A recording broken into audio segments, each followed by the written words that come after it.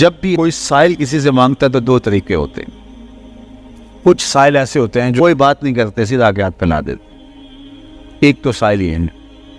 اور سائل مانگنے والے جو بڑے اچھے طریقے سے مانگنے کا بھی فن جانتے ہیں تو ان کا طریقہ یہ نہیں ہوتا کہ کسی کے آگے جا کے بس ہاتھ پھیلا دے. پہلے وہ اس کی تعریفیں کرتے ہیں،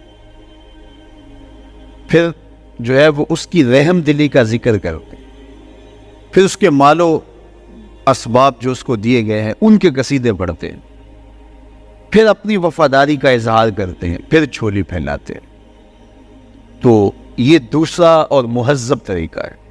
ایک تو مانگنے والا اپنی ضرورت کو یوں ہی کسی کے سامنے رکھ دے، اور ایک یہ ہے کہ مانگنے والا اپنی ضرورت کو رکھنے سے قبل جس سے مانگ رہا ہے پہلے اس کی تعریف کرے.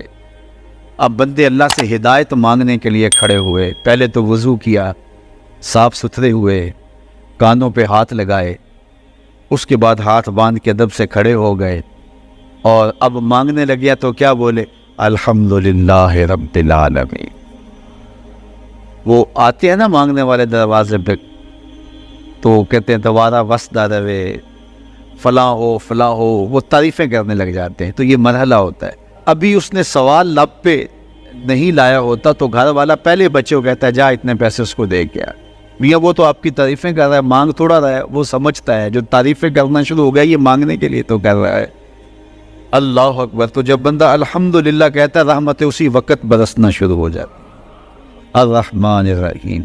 میں سخی کی دہلیز پہ کھڑا ہوں جو رحمان بھی ہے جو رحیم بھی ہے، محض اپنے کرم سے عطا کرتا ہے. رحم کی بھیک مانگ رہا ہوں. پھر کیا کہہ رہا ہے؟ مالک یوم الدین. کسی کنگال سے نہیں مانگ رہا، اس سے مانگ رہا ہوں جو مالک ہے، دنیا کا بھی مالک ہے، آخرت کا بھی مالک ہے. پھر اس کے بعد اگلی بات کیا کہتا ہے؟ ایاک نعبد و ایاک نستعین. مالک میں پوچھتا بھی تجھے ہوں اور مانگتا بھی تجھ سے ہوں. دیکھو سائل اس اعتبار سے بھی دو طرح کے ہوتے ہیں. ایک سائل ہوتا ہے جو بائی پاس پہ اترتا ہے، ایک کے گھر کے سامنے جاتا ہے، یہی طریقہ صحیح مانگنے کا، لیکن جاتا ہے کہ گھر کے سامنے تعریفیں کرتا ہے، اور مالک خانہ کو پتہ ہوتا ہے کہ یہ ہمسایہ سے بھی مانگ کے آیا ہے، میرے گھر سے بھی مانگ رہا ہے، اگلے گھر سے بھی مانگ رہا ہے. تو وہ اسے تھوڑا سا آٹا دے دیتا ہے، 1 روپیہ دے دیتا ہے. اس کو پتہ ہے اس نے پورا گاؤں مانگنا ہے، آدھا گاؤں مانگ آیا ہے، آدھا گاؤں اس نے ابھی مانگنا ہے. تو سارے 1 روپے دیتے ہیں. ایک تو سائل وہ ہے جو در در پہ جاتا ہے، اور ایک سائل بائی پاس سے اترا، وہاں سے پل عبور کیا، پھر گلی سے گزرتے ہوئے یہاں آیا، اور یہاں آ کے آپ کے ساتھ اس نے کہا کہ میں کسی در پہ نہیں گیا، آپ کے پاس آیا ہوں، اب آپ نے میری ضرورت پوری کرنی ہے. تو پھر 8 آنے 5 روپے تو نہیں دیے جائیں گے. پھر تو جو میری استطاعت ہوگی، جو آپ کی استطاعت ہوگی، اس استطاعت کے مطابق دیں گے کہ یہ سارا شہر چھوڑ کے آیا ہے، یہ کسی سے نہیں مانگتا، یہ مجھ سے ہی مانگتا ہے. تو پھر آپ اس کی ضرورت پوری کریں گے. اگر آپ کے بس میں ہوا تو مانگنے والا کیا کہہ رہا ہے؟ ایاک نعبد. یہ پیشانی کہیں اور نہیں جھکتی، و ایاک نستعین. یہ جھولی کسی اور چوکھٹ پہ پھیلتی نہیں. وہ کریم، وہ مالک رب جو تمام جہانوں کا رب ہے، میں اس کی دہلیز پہ کھڑا ہوں اور آیا سیدھا اسی کی دہلیز پہ ہوں. نہ اس سے پہلے کسی در پہ گیا ہوں، نہ اس کے بعد کسی در پہ جانا ہے. تو پھر مالک بھی کرم نوازیاں اور رحمتیں اس کی جھولی میں ڈال دیتا ہے. اب اتنی لمبی تمہید باندھنے کے باوجود مانگا کیا؟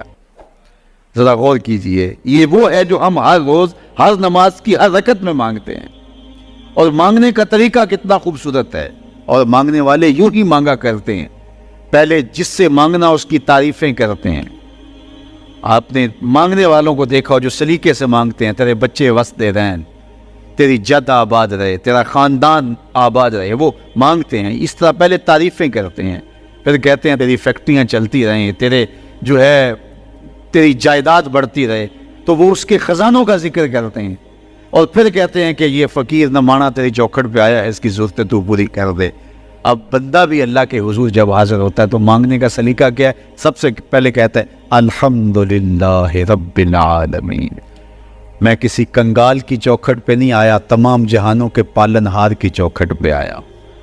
اسی کی تعریفیں اختیاری بھی غیر اختیاری بھی، واسطے کے ساتھ بھی بلا واسطے کے ساتھ بھی.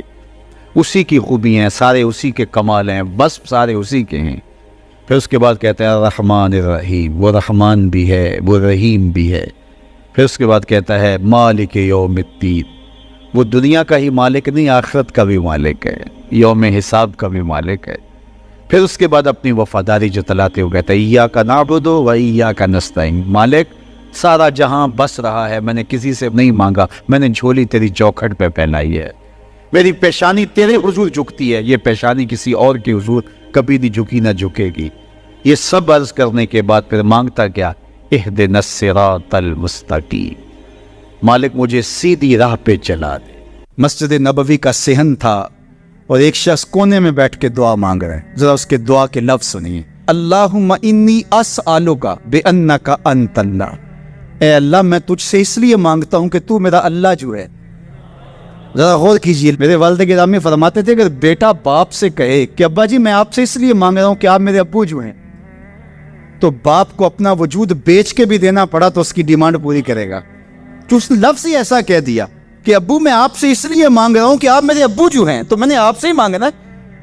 تو بندہ کیا کہہ رہا ہے؟ اللہم انی اسألک بانک انت اللہ، اللہ میں تجھ سے اس لیے مانگ رہا ہوں کہ تو میرا اللہ جو ہے. لا الہ الا انت، تیرے علاوہ کوئی ہے بھی تو نہیں. انت الاحد الصمد الذی لم یلد ولم یولد، تو ایک ہی ہے، واحد ہے، اور کوئی ہے ہی نہیں جس در پہ جاؤں، کوئی چوکھٹ نہیں ہے جہاں دامن پساروں، کوئی دہلیز ہی نہیں ہے جہاں جھولی پھیلاؤں. تو بے نیاز ہے اور تجھے نہ کسی نے جنم دیا اور نہ تو نے کسی کو جنم دیا. مالک میں تیرے حضور دعا کر رہا ہوں. یہ وہ دعا کر رہا تھا کہ میرے حضور نے سن لی. تو ایک صحابی کو فرمایا کہ یہ جو دعا کر رہا ہے اب جو مانگے گا اللہ عطا کرے گا. اس نے مانگا ہی اس ڈھب سے ہے، اس ڈھب سے ہے. ایک دعا اور سن لیجئے جو سیدنا علی المرتضیٰ رضی اللہ تعالی عنہ رب سے مانگتے ہیں. اللہ اکبر، مجھے تو آج سارا دن اس دعا نے نحال کیے رکھا. یہ دعا مانگتے ہیں تو عجیب کیفیت ہوتی ہے. یا سریع الرضا اغفر لمن لا یملک الا الدعاء، اے جلدی راضی ہو جانے والے، چھیتی مان جانے والے، اغفر لمن لا یملک الا الدعاء، اسے معاف کر دے جس کے پاس دعا کے علاوہ سہارا ہی کوئی نہیں، جس کے پاس دعا کے علاوہ کچھ ہے ہی نہیں جو پیش کر سکے. التجا ہی کر سکتا ہے، ترلا ہی کر سکتا ہے، منت ہی کر سکتا ہے. منتوں اور ترلوں کے علاوہ جس کے پاس کچھ نہیں ہے، اے جلدی مان جانے والے اس کی مغفرت کر دے، اس کو بخش دے. اللہ اکبر. تو وہ کریم ہے، وہ کہتا ہے میرے در پہ آؤ تو صحیح، کوئی جھولی پھیلاؤ تو صحیح، ہم تو مائل بکرم ہیں، کوئی سائل ہی نہیں، راہ دکھلائیں کسے رہ رو منزل ہی نہیں. کوئی آئے تو صحیح، جھولی پھیلائے تو صحیح، کوئی طلب تو کرے. دنیا والوں سے مانگیں تو ناراض ہوتے، اللہ سے نہ مانگیں تو ناراض ہوتا ہے. اللہ کہتا ہے مجھ سے نہ مانگو گے تو پھر کس در پہ جاؤ گے؟ قل ما یعبؤ بکم ربی لولا دعاؤکم، اگر تم نہیں مانگو گے تو پھر وہ بھی پرواہ نہیں کرے گا. تم مانگتے رہو گے، جھولی پھیلاتے رہو گے، وہ اپنی رحمتیں تمہارے دامن میں ڈالتا رہے گا. اس کے خزانوں میں کوئی کمی نہیں آتی. ہر بندے کو اس کی ڈیمانڈ کے مطابق، چاہت کے مطابق، طلب کے مطابق، آرزو اور تمنا کے مطابق دے دے. اس کے خزانوں میں پھر بھی کوئی کمی نہیں آتی. تو اسی سے مانگیں. اللہ سے راز و نیاز کی باتیں، جو باتیں بندہ کسی سے نہیں کر سکتا وہ اپنے رب سے ڈائریکٹ کرتا ہے. اپنے دل کے سارے دکھڑے اپنے رب کی دہلیز پہ رکھتا ہے اور اپنی ساری ضرورتیں مالک کی چوکھٹ پہ رکھ دیتا ہے. اور اس سے مانگتے ہوئے بندے کو شرم نہیں آتی، حیا نہیں آتا، بلکہ اس سے مانگتے ہوئے فخر محسوس ہو رہا ہوتا ہے کہ میں اپنے رب سے مانگ رہا ہوں. کسی اور سے مانگیں تو جھجک لگتی ہے، لیکن مالک سے مانگیں تو اپنائیت کا احساس ہوتا ہے کہ میں اس سے مانگ رہا ہوں، اس لیے کہ وہ ہمارا رب لگتا ہے. ہمارا اس سے ربط کتنا گہرا ہے. دعا خود عبادت ہے. جب تمہاری ضرورتوں کا کفیل وہ ہے تو پھر اس سے نہیں مانگیں گے تو کس سے مانگیں گے؟ اور جب اس سے بندہ مانگتا ہے تو پھر وہ مانگنے والے کی لاج بھی رکھتا ہے. ان ربکم حیی کریم یستحیی من عبدہ اذا رفع یدیہ ان یردہما صفرا. تمہارا رب حیا کرنے والا کریم ہے. جب بندے اس کے سامنے ہاتھ پھیلا کے دعا مانگتے ہیں، اللہ فرماتا ہے مجھے شرم آتی ہے ان کے اٹھے ہوئے ہاتھ خالی کیسے موڑو. جب انہوں نے مجھ سے مانگا ہے تو میں نے بھی نہ دیا تو کون دے گا؟ میں ایک سادی سی بات کرتا ہوں، اتنے لوگ جتنے لوگ یہاں بیٹھے ہیں اگر کسی دنیا دار کے ڈیرے پہ چلے جائیں اور اس سے کوئی چیز طلب کریں اور وہ دینے کی استطاعت رکھتا ہو تو وہ کیا خالی لٹائے گا؟ وہ کہے گا اتنے لوگ آگے ہو تو ڈیرہ داری کی شان کے خلاف ہے کہ میں ان کو خالی لٹاؤں۔ تو جب یہ دنیا دار خالی نہیں لٹاتا تو رب کیسے خالی لٹائے گا؟ جب بندے اس کی دہلیز پہ چل کے آ جائیں تو وہ بندوں کی ضرورتوں کا کفیل ہے اور ان کے ہر درد کو جانتا ہے اور ان کی ضرورتوں کو پورا کرتا ہے۔ علماء نے کہا دعا ہر صورت قبول ہوتی ہے، یا تو یہ ہے کہ فوراً قبول ہو جاتی، جو مانگا فوراً مل گیا، اور کبھی ایسا ہوتا ہے کہ فوراً نہیں ملتا، حکمت ہوتی ہے اور فوری دینا مناسب نہیں ہوتا تو اس کو فوری نہیں دیا جاتا، لیکن دعا بعد میں کچھ عرصے کے بعد اس کی ڈیمانڈ پوری کر دی جاتی ہے۔ اور کبھی ایسا ہوتا ہے نہ فوری دیا جاتا ہے نہ بدیر دیا جاتا ہے، اس دعا کو ذخیرہ کر لیا جاتا ہے اور حشر کے دن اس کا بدلہ دیا جائے۔ اور روایت میں آتا ہے حشر کے دن جب ان دعاؤں کا بدلہ دیا جائے گا جن کا بدلہ دنیا میں نہیں ملا تھا تو لوگ آرزو کریں گے کاش کہ دنیا میں کوئی دعا قبول ہی نہ ہوئی ہوتی، سارے صلے آخرت میں ملتے۔ اللہ اکبر۔ کبھی ایسا ہوتا ہے جو مانگا جاتا ہے وہ نہیں دیا جاتا، اس کے بدلے میں کچھ اور چیز دے دی جاتی ہے جو اس کی ضرورت ہوتی ہے اور جو اس کے لیے مناسب ہوتی ہے۔ وہ کچھ اور مانگ رہا ہوتا ہے لیکن اللہ اپنی حکمت کے تحت اسے کچھ اور عطا کر دیتا ہے۔ بہر صورت دعا قبول ہوتی ہے اور بندوں کے اٹھے ہوئے ہاتھ اللہ پسند کرتا ہے۔ آج یہ بھی بحث چلتی ہے نہیں مانگنا چاہیے، فلاں وقت میں نہیں مانگنا چاہیے، تو وہ کہتا ہے مجھ سے مانگو جب بھی مانگو، میرا دست کرم تمہیں دینے پہ آمادہ ہے۔ اور اگر کوئی نہیں مانگتا تو فرمایا کل ما یابو بکم ربی لولا دعاؤکم، اے محبوب فرما دو اگر یہ نہیں مانگیں گے تو اللہ بھی پرواہ نہیں کرے گا۔ مانگنا تمہاری ضرورت ہے، اگر تم مانگتے رہو گے تمہاری جھولیاں بھرتا رہے، اور اگر تمہیں اسے نہیں پکارو گے تو وہ بھی تمہاری پرواہ نہیں کرے گا۔ تو اس کی حضور دعائیں مانگو، وہ تو کہتا ہے مجھ سے مانگو۔ اللہ اکبر۔ دنیا داروں سے مانگے تو ناراض ہوتے ہیں، اللہ سے نہ مانگے تو ناراض ہوتے ہیں۔ وہ کہتا ہے سوالی بن کے میری چوکھٹ پہ، مجھے اچھا لگتا ہے کہ تم مجھ سے مانگو اور تم جھولیاں پھیلاؤ، اور نہ میں صرف تمہاری ضرورت کو پورا کروں گا بلکہ اپنی جناب سے تمہیں مزید رحمتوں سے بھی نوازوں گا۔ تمہارے اٹھے ہوئے ہاتھوں کی میں لاج رکھوں گا، تم طلب تو کر کے دیکھو۔ لازمی نہیں ہے کہ تمہیں مانگنے کا بڑا سلیقہ آتا ہو میں پھر دوں گا، شکستہ اور ٹوٹے پھوٹے لفظوں سے مانگو پھر بھی جھولی بھر دوں گا۔ وہ کریم ہے، اس سے مانگو تو صحیح، ہاتھ تو پھیلاؤ۔ جس زبان میں مانگنا آتا ہے مانگو، عربی میں مانگو، ہندی میں مانگو، سندھی میں مانگو، پنجابی میں مانگو، نظم میں مانگو، نثر میں مانگو، اقبال کے لہجے میں مانگو، رومی کی طرز پہ مانگو، سادی کے انداز میں مانگو۔ نہیں مانگنا آتا خالی ہاتھ پھیلا دو، وہ بد لبوں کی بولیاں بھی سنتا۔ آؤ تو صحیح اس کی چوکھٹ پہ، جھولی تو پھیلاؤ۔ زلیخا بت کے آگے ہاتھ جوڑے کھڑی تھی، کیا کہہ رہی تھی؟ یا صنمی یا صنمی، اے میرے بت مجھے بچھڑا ہوا یوسف ملا دے۔ اس کا اعتقاد تھا کہ یہ مجھے دیتا ہے، اور وہ ہاتھ جوڑے کھڑی تھی، لیکن وہ پتھر کا مادو بلا اس کی کیسے فریاد سنتا۔ لیکن وہ روزانہ کھڑی ہو جاتی تھی، دعائیں مانگتی تھی، یا صنمی اے میرے بت مجھے بچھڑا ہوا یوسف ملا دے۔ زندگی گزرتی گئی، لیل و نہار کروٹیں کھاتے گئے، عمر ڈھلنے لگی، چہرے پہ چھریاں ابھرنے لگی۔ وہ روزانہ سر شام ہاتھ جوڑتی اور بیٹھ جاتی، لیکن کوئی جواب نہ آتا۔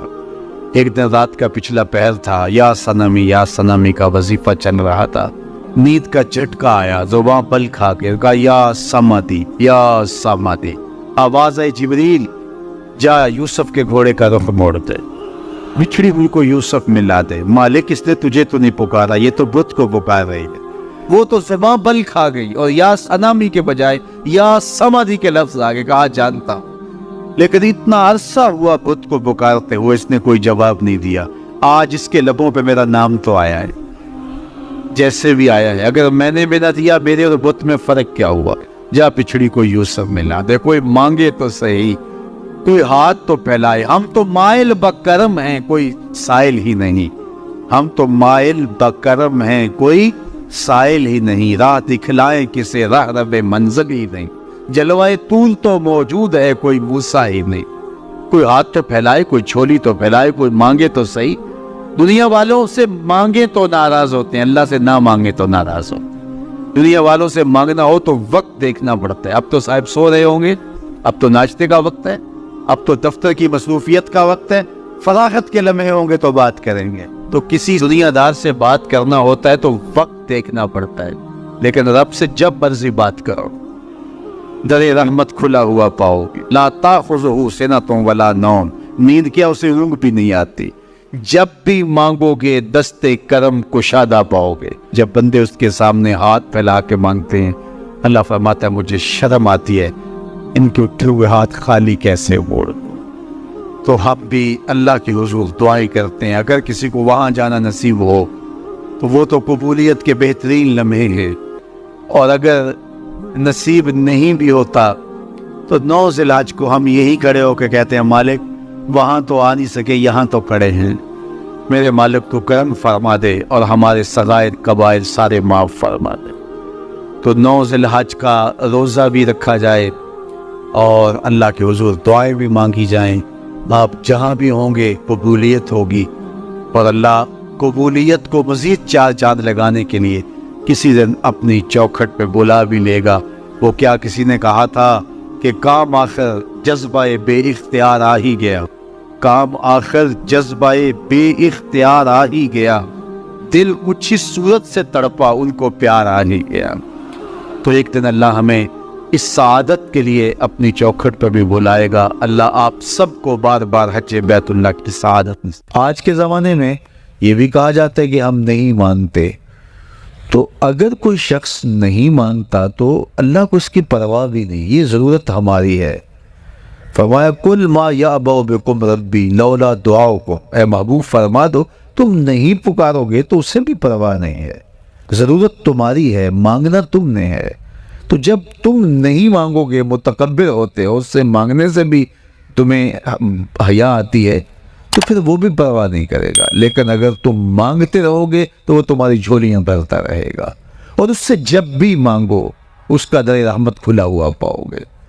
جس بھی لہجے میں مانگو وہ دینے پہ آمادہ ہوگا.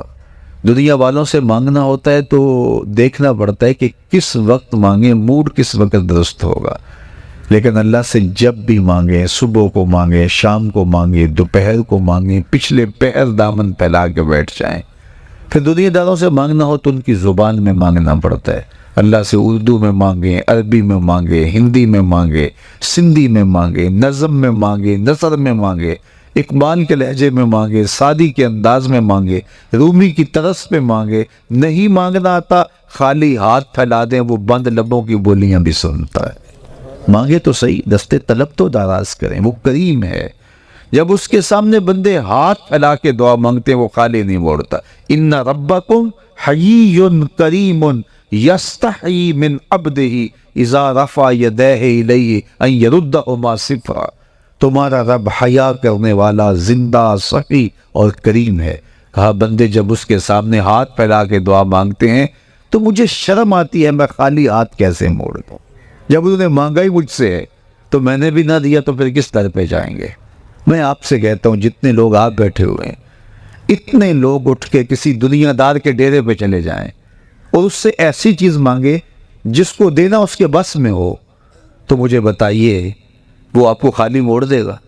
وہ کہے گا ڈیرہ داری کی شان کے خلاف ہے کہ اتنے لوگ میرے دروازے پہ آ گئے ہیں اور میں ان کو خالی موڑ دوں.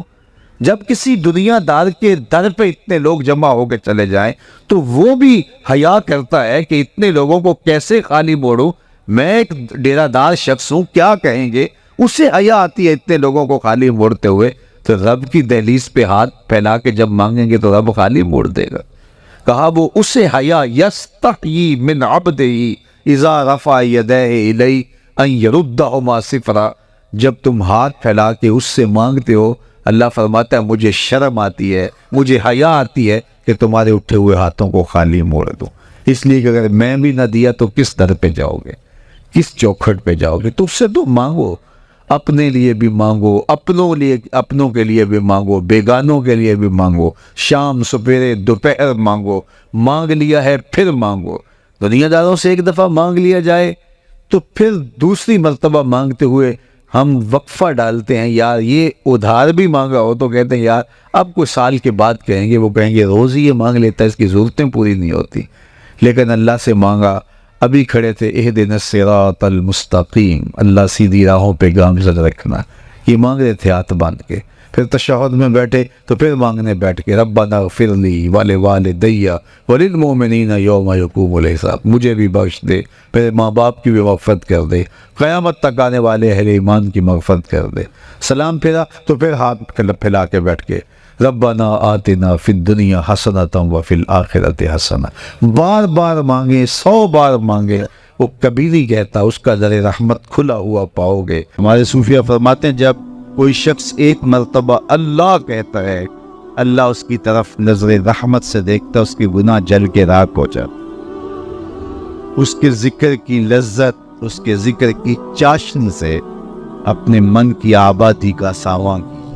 آج ایک آنسو، صرف ایک آنسو، جس سے پوری آنکھ نہیں بلکہ پلکوں کے بالوں میں سے ایک بال کی جڑ بھیگ گئی خوف خدا کی وجہ سے، کل قیامت کے دن وہ بال کھڑا ہو جائے گا، مالک یا مجھے نکال لے، اسے جنت عطا کر دے۔ اللہ اکبر، گناہگار کی آنکھ سے بہا ہوا آنسو کا ایک قطرہ جہنم کی آگ کو سرد کر دے۔ آج توبہ کا دروازہ کھلا ہے، رحمت کا در گشادہ ہے، اس کی رحمتیں آواز دے رہی ہیں، یا ایھا الانسان ما غرک بربک الکریم، اے انسان پلٹ کے آ جاتے ہیں، رب بڑا ہی کریم ہے۔ مجھے بتائیے کوئی یوں بھی آواز دیتا ہے؟ مالک کی رحمتیں آواز ہے، یا ایھا الانسان ما غرک بربک الکریم۔ کیوں مغرور پھرتا ہے؟ کیوں مغرور تکبر سے بھرا ہوا پھرتا ہے؟ کیوں مسجد کے قریب سے نظریں چرا کے گزر جاتا ہے؟ پنج گانا صدائے دل نواز اذان کی آتی ہے، حی علی الصلاۃ حی علی الفلاح، کیوں آنکھیں اور کان بند کر لیتا ہے؟ آجا پلٹ کے اس کی رحمت پہ، آجا۔ ما غرک بربک الکریم، وہ کریم ہے، 70 ماؤں سے زیادہ پیار کرتا۔ آجا، کل تو آنا ہی آنا ہے، پھر جو کفن میں منہ چھپا کے آتا، پھر اچھا نہیں ہے کہ جو ہے وہ آج کھلے منہ آجا، پھر جو لوگ اٹھا کے لائیں گے میرے در پہ، اچھا نہیں ہے کہ اپنے قدموں سے چل کے آجا۔ ما غرک بربک الکریم، مجھے بتائیے ایسا بھی کوئی پیار دیتا ہے؟ یہ کس کو آواز دی جا رہی؟ جو بھاگا ہوا، جو مالک کی دہلیز چھوڑ کے جا رہا ہے، سرکش، متمرد، باغی، اس کو آواز دی جا رہی ہے، آجا آجا پلٹ کے، میری رحمتیں تجھے باہوں میں سمیٹ لیں گی، آجا میرے بندے۔ اللہ اکبر، ساری دنیا کا شہد نچوڑ دو، اتنی مٹھاس نہ ہو جتنی ان لفظوں کے اندر رکھی گئی ہے، اور ذرا لفظوں کا جمال دیکھیے، ما غرک بربک الکریم۔ او بھاگنے والے، آجا، تو نے کسی غیر کے پاس نہیں آنا، جس کے پاس آنا ہے وہ تیرا رب لگتا ہے۔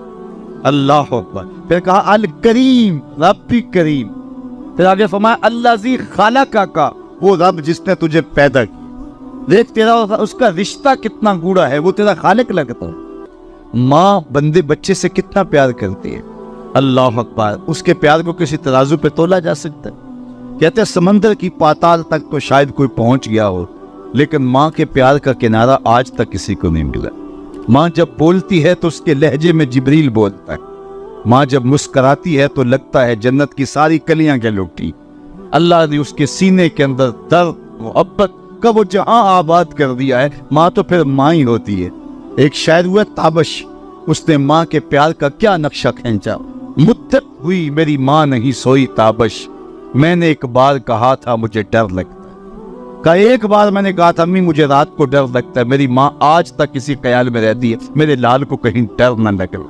اولاد کے لیے ماں کے سینے کی تڑپتی ممتا، محبتوں کا آباد جہان، ماں پھر ماں ہی ہوتی ہے، ماں کی پھر ممتا ہی عجیب کائنات ہے، اور وہ بیٹے کے لیے دکھ جھیل لیتی ہے، اولاد کی تربیت کے لیے، تعلیم کے لیے، پیٹ پالنے کے لیے اپنا پیٹ کاٹ لیتی ہے۔ کسی کے گھر کے برتن مانجنے پڑیں تو ماں اس سے بھی گریز نہیں کرتی، کسی کے گھر کے گندے کپڑے دھونے پڑے تو اولاد کے لیے ماں یہ بھی گوارا کر لیتی ہے، لوگوں کے گھروں کی غلامیاں قبول کر لیتی ہے۔ شہر میں آ کر پڑھنے والوں بھول گئے ہو کس کی ماں نے کتنا زیور بیچا ہے، مائیں اولادوں کے لیے کن کن مراحل سے گزرتی، ماں کو اپنی اولاد سے اتنی محبت کیوں ہے؟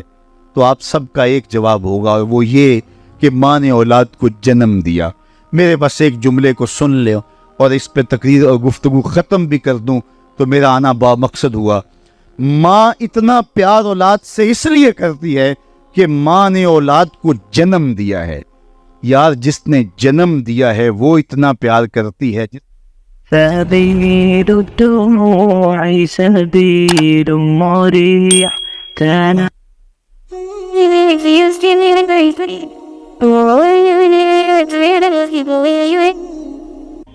ارشاد فرمایا جو اللہ سے ڈرے اللہ اس کے لیے راستے کھول دیتا، اور اللہ اس کو وہاں سے دیتا ہے جہاں سے اسے گمان بھی نہیں ہوتا۔ وَمَن يَتَوَكَّلْ عَلَى اللَّهِ فَهُوَ حَسْبُهُ، اور جو اللہ پر بھروسہ کرے اللہ اس کے لیے کافی ہو جاتا، اس کی ضروریات کا وہ خود کفیل ہوتا ہے، اور اس کے کام اس کے ذمہ کرم پہ ہوتی، وہ ہو کے دیکھے اس کا۔ تو جو اللہ سے ڈرے اللہ اس کے لیے راستے بناتا ہے۔ حضرت عوف بن مالک رضی اللہ تعالی عنہ الاشجعی حضور کی خدمت میں حاضر ہوئے اور عرض گزار ہوئے کہ میرا بیٹا سالم مشرکین کی قید میں ہے اور میں فاقوں کی حالت میں ہوں۔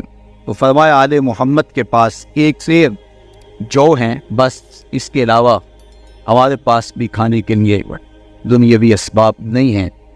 کہا صبر کرو اور اللہ سے ڈرو، اور لا حول ولا قوت الا باللہ کثرت کے ساتھ پڑھو۔ یہ ایسا وظیفہ ہے، ایک حدیث پاک میں آتا ہے کہ یہ 99 بیماریوں کا علاج ہے، اس میں سب سے کم درجے کی بیماری ہم اور غم ہے۔ یہ دکھوں کا مداوع ہے، مشکلات کا علاج ہے، اور یہ وظیفہ میرے حضور نے بتایا۔ حضرت ابو ذر غفاری رضی اللہ تعالیٰ عنہ کو حضور نے 5 چیزیں بتائی تھی، ان میں سے 5ویں چیز یہ تھی کہ ابو ذر کثرت کے ساتھ لا حول ولا قوت الا باللہ پڑھا کرو۔ فرمایا عرش الہی کے نیچے ایک خاص خزانہ ہے، یہ وظیفہ وہاں سے آیا ہے۔ یہ زندگی میں معمول بنا لو، جب پھنس جاؤ مشکلات میں آ جاؤ تو لا حول ولا قوت الا باللہ پڑھو، اللہ راستے کھولے گا۔ تو حضور نے 3 چیزیں فرمائی، اللہ سے ڈرو، صبر کرو، اور کثرت کے ساتھ لا حول ولا قوت الا باللہ پڑھو۔ وہ فرماتے ہیں کہ میں یہ عمل شروع کیا، ابھی گھر میں بیٹھا ہی تھا کہ دروازے پہ دستک ہوئی، تو میں اٹھا کہ دروازہ کھولوں دیکھوں کہ کون ہے۔ تو دروازہ کھولا، دیکھا میرا بیٹا کھڑا ہے اور اس کے پیچھے 100 اونٹ کھڑے ہیں۔ تو میں نے کہا کہ تم اور یہ اونٹ؟ کہا مجھے موقع لگ گیا، میں ان کی قید سے بھاگ آیا اور آتے آتے ان کے 100 اونٹ بھی ہانک لایا ہوں۔ وَيَرْزُقْهُ مِنْ حَيْثُ لَا يَحْتَسِبُ، وہ تمہیں وہاں سے رزق دے گا جہاں سے تمہیں گمان بھی ہو کے تو دیکھو۔ اللہ اکبر، اللہ کی ہو جاؤ تو پھر وہ تمہاری ضرورتوں کا کفیل ہے۔ فرمایا حضرت عبداللہ ابن مسعود رضی اللہ تعالیٰ عنہ نے کہ کسی شخص کو فقر و فاقہ آ جائے تو وہ لوگوں کو بتائے کہ میں آج کل بڑے مشکل حالات میں ہوں، ہر وقت لوگوں کو بتاتا رہے گا تو اس کی مشکل بڑھے گی، اس کی مشکلیں آسان نہیں ہوں گی۔ اور اگر وہ اپنی اس مشکل کو کسی سے شیئر نہ کرے بلکہ مصنع بچھا کے اپنے رب سے کرے کہ مالک فقر و فاقہ آ گیا ہے اور اس کا علاج تیرے پاس ہے، اس مرض کا مداوع تیرے پاس۔ حضرت عبداللہ ابن مسعود فرماتے ہیں کہ رسول کریم نے فرمایا جلد یا بدیر اللہ اس کو مالا مال فرمائے کو۔ یہ بھی کبھی کر کے دیکھو، مشکل آ جائے، فاقہ آ جائے، مصیبت آ جائے، کسی سے نہ کہو، صرف اپنے رب سے کہو، دیکھنا اس کی کرم نوازیوں کمی کیسے برس۔ فرمایا اللہ پر بھروسہ کرنے کا جو حق ہے اگر وہ تم ادا کر دو، وہ تمہیں ایسے رزق عطا کرے جیسے پرندوں کو عطا کر۔ ہم تو دکان پہ جانا ہوتا ہے، فیکٹری پہ جانا ہوتا ہے، ہم اپنے کاروبار پہ جانا ہوتا ہے، نوکری پہ جانا ہوتا ہے، مزدوری پہ جانا ہوتا ہے، ہمیں پتہ ہے کہاں آج صبح جانا ہے، لیکن پرندوں کو کوئی پتہ نہیں ہوتا کہاں جانا ہے، راس المال بھی نہیں ہوتا، لیکن صبح نکلتے ہیں، شام کو کبھی بھی خالی پیٹ نہیں آئے۔ بن توکل پنچھی اڑ دے، خرچ نہ پلے زیرا ہو۔ گھر سے خالی پیٹ نکلتے ہیں جب واپس آتے ہیں تو پیٹ بھرے ہوئے ہوتے ہیں، اور پھر جو ان کی ضرورت ہوتی ہے اللہ وہ ساری ضرورتیں پوری کرتا ہے، جو ضرورت ان کی ہوتی ہے۔ یہ شیر کتنا گوشت کھاتا ہے، اللہ روز اسے دیتا ہے۔ یہ ہنس روزانہ سچے موتی کھاتے ہیں، اور آپ مارکیٹ میں لینے جائیں لاکھوں روپے لگا کے تولے ماشے کے حساب سے آپ خریدتے ہیں، پھر بھی آپ کو یقین نہیں ہوتا کہ یہ سچے ہیں یا 2 نمبر ہے۔